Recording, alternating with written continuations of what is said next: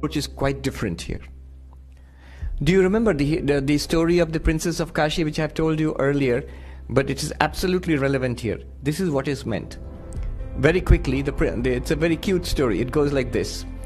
There was a prince and a king and a queen and all of that, and there was a dramatic performance in their court where the drama which was staged in the court of the king, one of the characters was supposed to be the princess of Kashi, princess of Benares.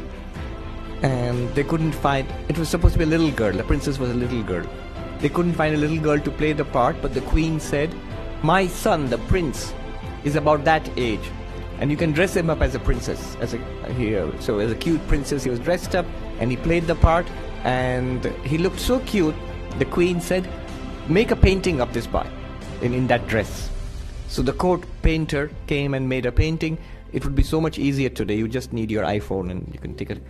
So court painter came and made a painting. "Do come and sit. Come and sit." Yeah.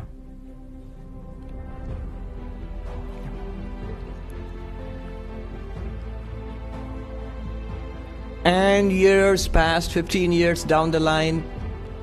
One day the prince, who was grown up now, was rummaging around a storehouse. I'm cutting the story short. And then he found this picture and he saw that it's the picture of the princess of Kashi, and it was 15 years old, and he thought, this princess must be my age, and he fell in love with her. And he said, "I want to marry this princess, she must be my queen." And then he moped and he wouldn't do all his princely things, and his mother and father, the king and the queen, became sorely worried about him. But he was so shy he couldn't express what was in his heart. Finally, the wise old minister takes him aside and asks him, "Prince, what ails you? You can tell me, you can confide in me." And the prince said, "I am in love." And the minister said, "That's very good. Who is she?" "Oh, she's the princess of Kashi." "Oh, that's wonderful. Where did you meet her?" "I didn't meet her, but I have seen her picture." "And that's good. It's an old picture actually." "Where did you see this old picture?" "It's in our attic." And it was 15 years ago, she was a child at that time, but the date shows she must be my age now. Then the minister, something went off in his memory, and he thought, "Where did you see this picture? Can you take me to this picture?" And the prince took him down into the cellars, into the storeroom, and showed him the picture. And the minister says, "Prince, you need to sit down. This is no princess of Kashi." And then prince says, "Whoever she is, I'll marry her." "This is not even a girl. It's you that thou art, Tatvamasi." And it tells him the whole story of the dramatic performance which was staged 15 years ago, and how he came to play the role of the princess of Kashi. Now, the moral of the story, the point of the story is, what happens to the prince's desire for the princess of Kashi? It goes away immediately, effortlessly. Does he have to practice moral restraint and the yamas and all? No, it just goes away. Why does it go away? Because, first of all, he sees there is no such person as the princess of Kashi. And that princess of Kashi is none other than me. There is nothing there other than me. It's me in that form. That thou art, that is the teaching of Advaita. Whatever we are seeing and experiencing in the world is none other than you, existence, consciousness, bliss, with names and forms.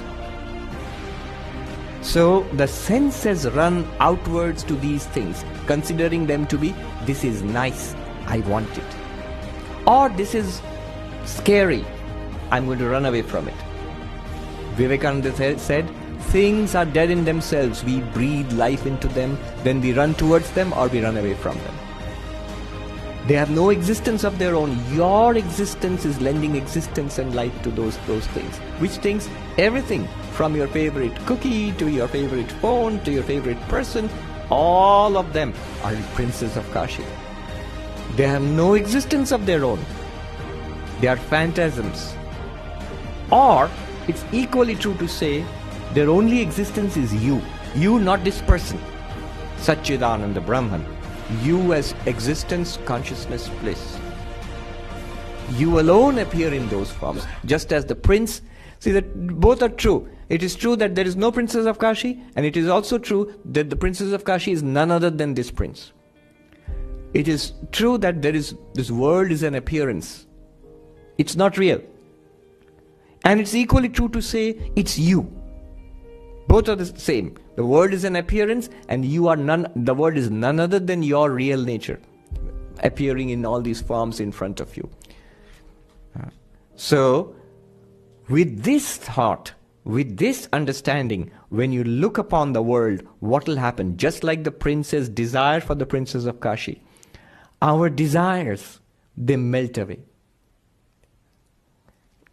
You may think that's not so easy. It's not so easy, but you dwell on that, and then you look upon the world with those eyes, with the eye of knowledge, you will find that which pulls you so much will no longer, it will pull you a little less.